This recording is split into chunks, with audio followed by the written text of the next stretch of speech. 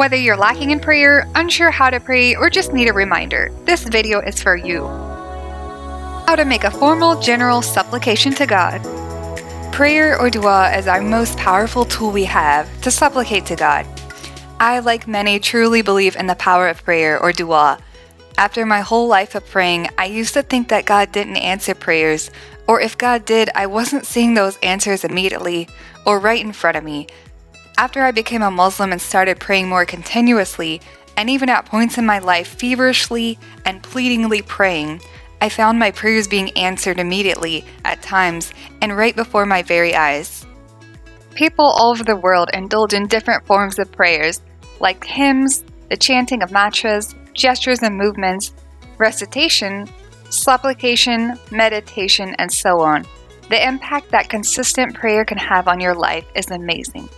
It can release stress or negative feelings, improve your mental state of being, bring you a sense of calmness and peace, snap you out of a bad day, clear your mind, control pain, alleviate anxiety and fear, enhance self-awareness, fight addiction, decrease blood pressure, and I'm sure you can think of many more if you pray. You can pray anywhere at any time you need to. Let's dive into the 3, yes only 3, simple steps on how to pray or make a general dua. We're essentially going to greet, give thanks, and ask. For a formal supplication, if you feel like it, you can do a gesture with your hands to bring yourself some stability. For Muslims, you can place your arms staying chest length apart or let them come closer together in a position as if you were holding something level. That's basically the best way I can describe it. Keep your palms up so your hands are open to the heavens. This form is showing God that you are open to communicating with Him and you are ready to receive whatever blessings He may send your way. And it also signifies letting your whole words, your whole being elevate upwards. Also, when people beg, they lay out their hands like this, and sometimes we need to ask of God because we are below Him. For Christians, cup your hands together in a clapping form, then interlock your fingers.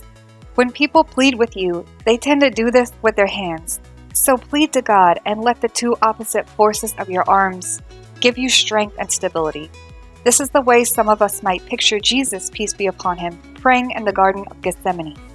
Do what feels right for your belief system. For Muslims, try to remember and add in the powerful phrase and first pillar of Islam, La ilaha illallah Muhammadan Rasulullah. There is a hadith that states, every dua is held back until you send blessings upon the Prophet ﷺ. If this is authentic, then this is very important that we need to make it a part of our dua. Of course, I think it's okay if you had just finished your performance of the Salah or the prayer because you use this phrase during your Salah, so after Salah normally you go right into your dua. However, if we are just making a dua at any random time of the day, let's try to incorporate this one important phrase into our dua, preferably in the beginning, so we can give our final messenger the praise and acknowledgement that he deserves. If you forget, don't fret. Remember, God will not hold it against you. He's oft forgiving. If it helps you to remember, you can do what I do before I start my prayer. You can say these 5 short duas. Sometimes I even used to chant these duas just to memorize them. Now I just chant them throughout my day. There's a hadith that says whenever you say these beautiful phrases, they go buzzing around the heavens. And it is indeed a blessing every time you recite them. Amazingly enough, there are certain duas you can repeat that will actually erase sins from yourself. Subhanallah. Whether we're driving, walking, or we just take a second and pause, make a quick little dua just to let God know you're thinking of Him. Now, back to our formal dua. For the beginning of our prayer, let's take for example when we write a letter, card, email, or address or greet anyone. What do we normally say? Dear John Doe, greetings Mr. John Doe. To my loving wife, Assalamu alaikum John, peace be upon you John. These are greetings for human beings, but what about an adequate greeting for God? We know that God is far above what we could ever imagine. We know the 99 names of Allah. That should help us. When we begin our prayer, it's important to greet God in a manner that's adequate for Him. If you know of a great manner or praising name to greet God with, then use it. For those of us who may feel unsure, We don't have to make it difficult on ourselves. We can simply greet God in the manner that God has used in the Quran repeatedly. The first surah in the Quran reminds us of the phrase that comes up time and time again in the Quran, and it states, "In the name of God, the most gracious, the most merciful," to simply put it. This is a perfect, memorable manner to greet God when we pray. So start off with that and then let your prayer flow. When you get comfortable memorizing that, then you can start adding the many beautiful names of God to it. It can be whatever you feel like at the time. Like, for example, in the name of God, the most gracious, the most merciful, the one and only Creator, the oft-forgiving, the one who loves to forgive. You we only pray to with no distinction. To you we belong and to you we will return, the all-knowing, the all-wise. Remember, God loves your praises, so praise your Creator in the best manner that is very dear to God. If you're a Christian, you can try starting off with a simple near and dear phrase, Our Almighty or Heavenly Father. That is a good base to show God's strength and might while also acknowledging God as being far above us or heavenly, while also remembering our close relationship with God. There are so many beautiful names and ways to greet God. Find ones that you love and more importantly, you think God would love. Why do people sometimes rush into prayer having said only Almighty God? Can't you add some more praises like the Most High, our Creator and Sustainer, the God of goodness and love, the Nourisher, the Provider, and etc.? The most important part of this is to just not forget to acknowledge and greet God in the most praising and beautiful manner. This part should come naturally after you've greeted God in a beautiful manner. Instead of rushing into asking God for all your wants or desires, just simply flow right into thanking God for all the things you feel thankful for. We have to be mindful and thankful to God. It's crucial. We don't know when our last breath might be.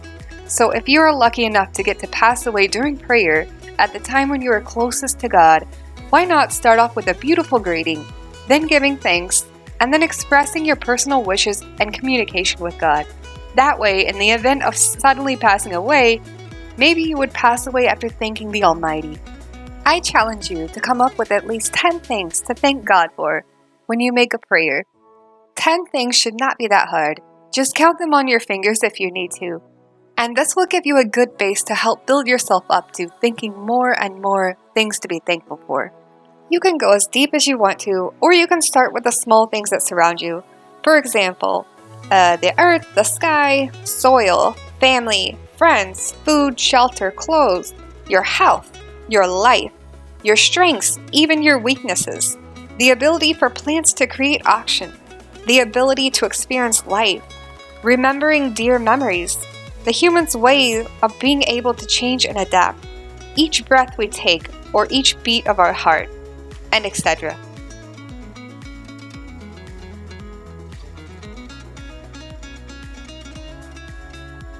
The final part of our prayer is the part where we ask God for needs in our life and then begin communicating with God on our own private and personal manner and ask God to forgive us of all of our shortcomings.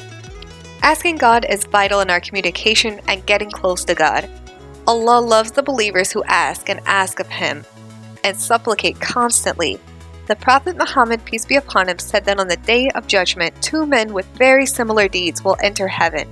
One of them will be granted a rank above him.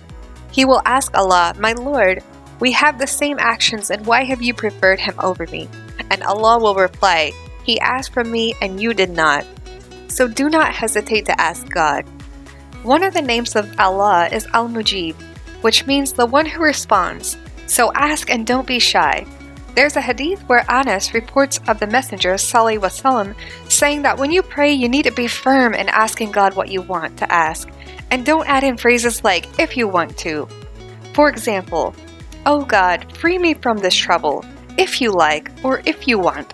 Be firm in your supplication and don't give up. Even if your prayer is not answered immediately or answered in a way that is not shown to you, keep praying because we know that sometimes God answers immediately and sometimes God makes you wait for a later time. So wait patiently with beautiful patience. Just like the finishing statements of an imam's lecture, we can use this short but powerful statement to begin the part of our prayer where we are asking God for certain things in our life. This beginning sentence you can use as a tool to help start your prayer. The reason why it is so good is because it's not only you personally asking God for things, but you're also advocating on behalf of the Ummah, or the whole community, or all human beings in general. We always like to ask God for things on a personal note, but sometimes we forget others may be struggling with the same things that we need. So this becomes like a 2-for-1, where we're praying on behalf of ourselves and for others too. So why not double our blessings if we can help others? Here is the starting sentence to form our prayers off of. And for those who sometimes get lost in what to ask God for, it happens to all of us at times, I've listed some great basic requests that we sometimes forget to ask for. Of course, you will have your own personal wishes and needs that you may be crying out for, but these are some that we may oftentimes forget. The most important thing to ask God is for forgiveness. God loves to forgive, so ask and keep asking daily.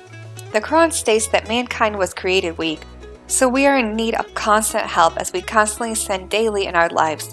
Ask God to be able to make it to the heaven or paradise, and ask for your family and loved ones too. It's never too late to ask for forgiveness, and it's never too late to change and turn your life around. The Quran says that God is all capable of forgiving every sin, save for associating another deity or idol with God, unless you change your ways. Or, if you're a Christian, save for blasphemy against God. That means the persistent rejection and speaking against God. And when you ask, make an effort to truly change or to truly quit the evil things that you have done, showing God just how much you love Him. Get close to God, speak to God, build a relationship with God.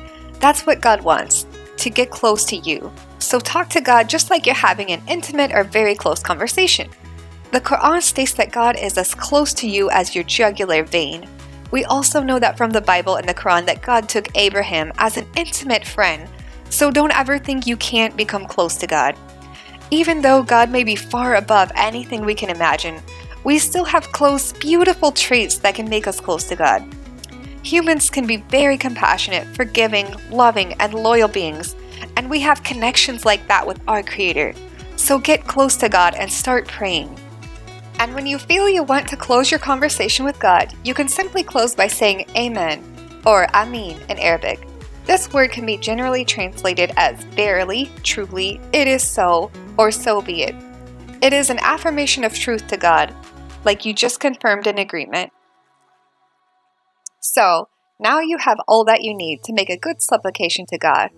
And remember the 3 easy steps to pray: greet, give thanks, and ask. That's all there is to it. You can do it.